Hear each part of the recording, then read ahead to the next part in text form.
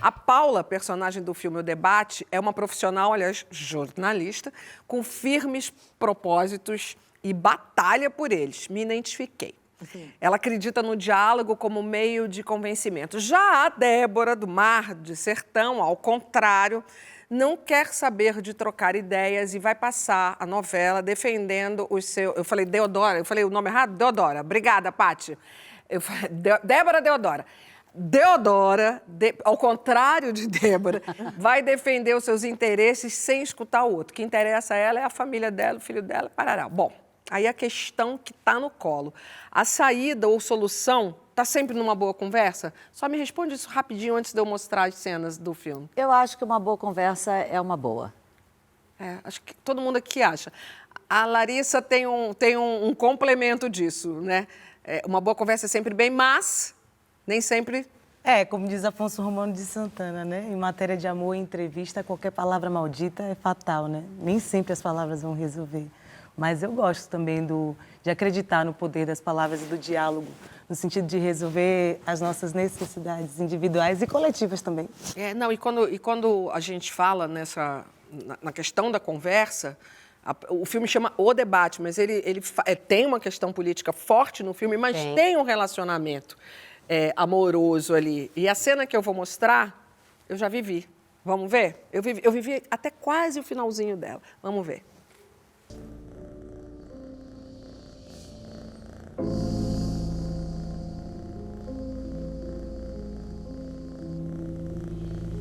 Com o tempo eu vou morrer dentro de você e você vai morrer dentro de mim. Não precisa ser assim, Marcos. É natural. É o que acontece. Um amor com outro amor se mata. Não, nada a ver. Quanto mais amor, mais amor. Marcos, a gente foi feliz como casal e deixou de ser. Mas não foi por falta de amor, foi por 1000 outros motivos. Rotina, dependência, vontade de experimentar outras coisas. Outras pessoas. Você também não quer isso? Eu nunca deixei de gostar de você. Então, tá vendo? Não precisa matar o outro amor.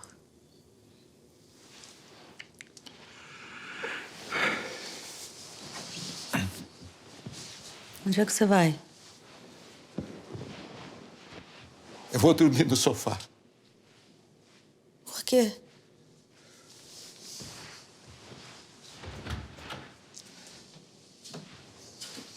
A diferença da minha foi que a gente sustentou o diálogo e a gente acabou dormindo junto e no dia seguinte a gente se separou. Essa cena é muito linda. Eu acho o filme inteiro muito lindo e cheio de diálogos que me fizeram refletir nessas duas caminhadas. Mas primeiro vamos nessa caminhada aí que puxou essa cena. No fim do casamento, ou qualquer relação, dá pra gente ter uma conversa equilibrada como a sua personagem tentou ter? Eu acho que dá. Mas eu às vezes acho eu acho que o filme traz uma utopia de fim de casamento, de fim de relação. Te falei, eu vivi exatamente assim. Não, tô achando maravilhoso, tô quase invejando. Mas é difícil, né? É difícil porque a gente com esse carinho, é com esse humano, né? A gente tem claro. ciúme, sim. Tem uma hora que a minha personagem, ela fala, eu vou dar spoiler, ela conta para ele pro marido que está tendo um caso com outro jornalista e o marido fica com ciúmes, ela fala, não devia ser assim. Oi? Talvez não devesse, Regina Navarro mas Lins vai achar que tá tudo certo. talvez não devesse, mas a gente sente, né? A gente é humano, a gente demasiadamente humano. Demasiadamente humano, então... Ela é tudo que a gente queria ser, né? O problema é o que você faz com ciúme, né? Mas a gente sente. Enfim, eu acho que é lindo quando você consegue, né, separar e continuar amigo do seu ex e do seu marido e o amor continuar de um outro jeito, que eu acho que é isso que o filme propõe. Né? Uma separação em que os dois continuem tendo uma relação de amor, mas num outro lugar, né? Claro, porque tudo estava dentro de amor, uma de margem respeito. aceitável. Né? É uma utopia e é uma coisa que algumas pessoas conseguem e outras não. E também tudo bem quando não consegue, né? Também a gente não precisa ser tão perfeito. Eu acho que para manter um relacionamento, principalmente hoje em dia, é tanta coisa que acontece na nossa vida que a conversa tem que ser diária. O diálogo tem que ser diário, porque se você fica 2 dias sem conversar, já vai para uma super DR. Já vira DR. Já vira uma super DR. Então vai acumulando, né, os assuntos, vai acumulando as conversas, coisas que vocês têm para resolver. Porque em um casal, ainda mais quando tem filhos, é muita coisa para resolver todos os dias. É muito assunto, é muita conversa. E se a gente não vai conversar já preparada... Ah, Sabrina, você já falou isso aqui. Eu me você vai preparo. mesmo preparada. Eu falo assim, gente, eu tenho que me colocar no lugar dele, tem que ter empatia, não pode perder o respeito. Eu tento não levantar o tom de voz.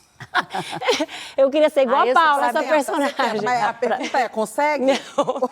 Mas para mim... Ela tá rindo, ela Aí eu consegue. tento não levantar o tom de voz e manter a razão lá, sabe, para manter o tom, falar, eu quero falar, e eu, às vezes, eu até listo tudo que eu quero falar, tudo que Você eu quero falou que conversar. você faz isso, inclusive, com amigas, né? Com amigas, entendeu? Com todas as pessoas que eu me relaciono.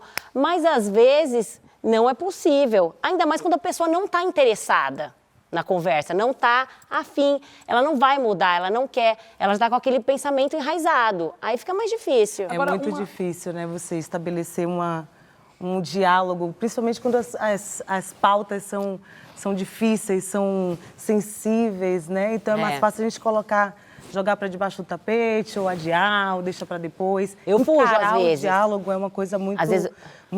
exige muita coragem, mas ao Muita. mesmo tempo eu vejo que não há solução senão a gente ter paciência e vontade de estabelecer uma comunicação não violenta, como prega o Rosenberg, né? Que é a gente prestar atenção nas nossas necessidades, nas necessidades do outro, ao invés de colocar tudo no sentimento que está ali superficial, a raiva, uma distração, sabe?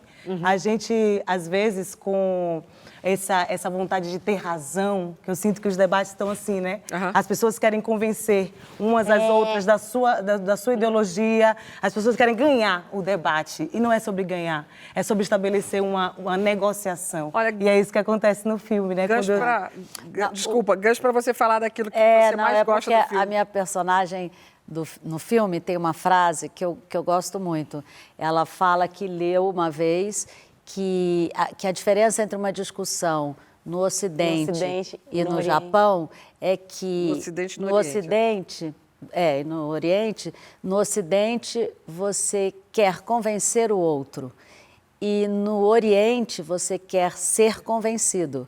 E o ser convencido quer dizer que você tem que se abrir para escutar, né? É demais. É muito Para legal ouvir, isso, né? ouvir, Querer ser convencido é o quê? Querer escutar o outro. E querer né? aprender mais, porque na hora que você está escutando o outro, você está aprendendo Tem a ver alguma com empatia, coisa sobre né? o ponto de vista do outro. E isso sobre entender as necessidades eu achei muito pertinente, porque quando a gente foca em entender as nossas necessidades, a gente parte para realizar e resolver as nossas faltas, as nossas questões.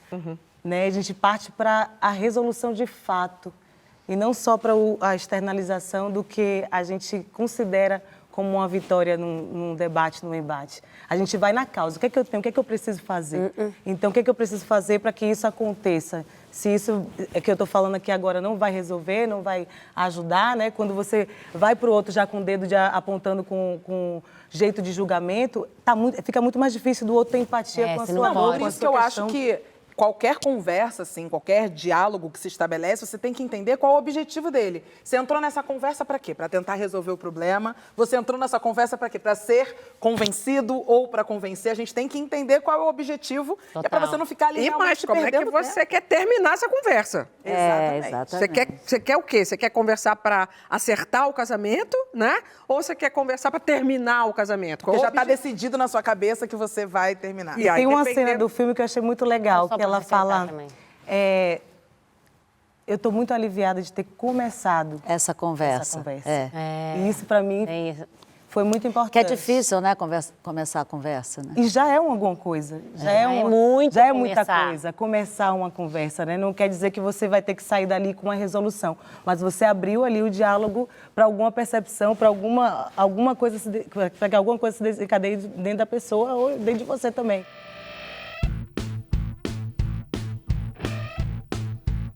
O Caio Blá, diretor do filme, faz uma provocação. Ele pergunta, será que é uma utopia a gente sonhar, né, a aprender, a debater?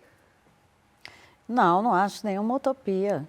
E acho que essa ideia da polarização também pode ser interessante, desde que a polarização não seja grosseria, ataques, ofensas, xingamentos, rupturas. Rupturas familiares né? sérias. Eu, por exemplo, teve um determinado momento que as pessoas começaram a se agredir e a brigar com a família e com o pai e com sei lá, amigos e tal, pela rede social. Eu falava, gente, se eu tiver que conversar com alguém que seja meu amigo íntimo, brigar pela rede social, isso não vai acontecer comigo.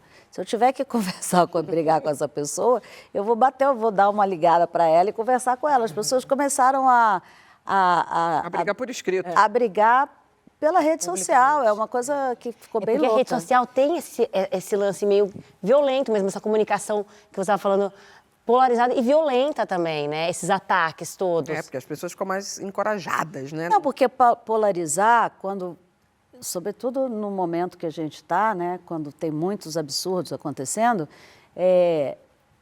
eu acho que é meio consequência, mas isso não quer dizer ódio e ataques e grosserias, Sim, claro. né? Você pode discutir, respeito, polarizar nas ideias. Total. Com argumentos, né, como você falou, porque as pessoas falam sem Eu sinto que a gente... sem saber sobre o assunto que estão Sem falando. saber, né? e até o significado das palavras, os termos que são usados, as pessoas não sabem o significado e estão falando, e estão colocando. Eu sinto que a gente precisa aprender a discordar também, sabe? Isso. Porque as pessoas não estão sabendo entrar numa conversa e entender que a gente pode discordar, pode colocar ali a nossa opinião, pode, inclusive, acabar a conversa sem ter um convencido o outro, mas refletindo sobre aquele ponto que o outro trouxe. Né? E isso vai direto no ego, quando ele fala sobre narcisismo no livro. Acho que tem muito a ver com isso. As pessoas vão lá na internet dar a sua opinião e vão lá para falar e ficam com ódio quando são contrariadas, porque as pessoas aqui no Brasil, eu sinto que não querem parecer que são. Muito mais do que não ser, elas não querem parecer que são, sabe? Então, quando eu vejo a comunicação violenta falando de não manifestar logo a sua raiva e isso não ser uma coisa inteligente, para mim faz todo sentido. Claro. Inclusive, não é pedindo para as pessoas não controlarem os seus ímpetos de raiva, porque isso para mim já soa, inclusive, isso para mim... Na primeira vez eu fico, na hora que eu tô ali, vai pedir para eu controlar, não é para abafar a nossa raiva, mas para a gente ter uma inteligência emocional, para usar o argumento e etc., para fazer a manifestação da nossa raiva acontecer de uma outra forma. Eu acho que existem várias raivas diferentes, né? Eu acho que a raiva vazia, né? Sim, porque eu acho superficial. que a raiva que não tem argumento, a raiva que não tem... A raiva ignorante, né? É uma raiva muito ruim, assim. É o ataque pelo ataque.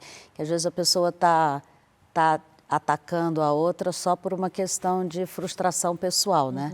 Mas eu acho que existe uma raiva que é uma raiva pela condição de vida das pessoas, que eu acho que às vezes acontece, né? Que é uma raiva, não sei se a gente pode falar aqui, mas compreensível. Assim, a mim me dá muita raiva quando eu vejo uma criança ser morta a caminho da escola. Sim. Entende? A mim me dá muita raiva quando uma pessoa é parada injustamente e assassinada na rua. Sim. Então, eu acho que aí é uma raiva que que faz São sentido. lugares diferentes, mas Uma eu raiva acredito necessária que... essa, É uma inclusive. A gente tem que raiva se indignar. necessária. Eu gente tem vejo por esse indignação. lado, mas eu sempre achei que, quando eu vejo esse outro ponto, que traz, inclusive, a reflexão sobre essa raiva também, de como que a gente usa isso a nosso favor. Como que a gente faz ela se manifestar plenamente, não só superficialmente. Porque quando a gente xinga, a gente briga, a gente bate, a gente manifesta a raiva superficialmente, mas a gente não resolve a questão.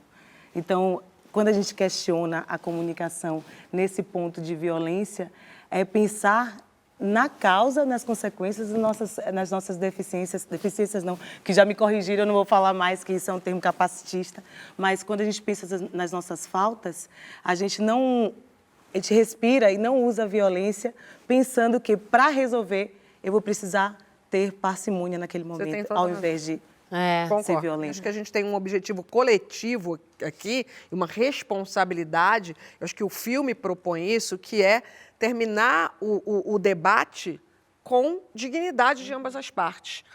Querendo ouvir o outro, a gente falou milhões de vezes, há anos a gente fala sobre isso aqui no Saia Justa. Mas eu acho que a gente está num momento importante do Brasil, decisivo do Brasil, onde a gente tem que realmente estar atento, querendo aprender com o outro para a gente evoluir.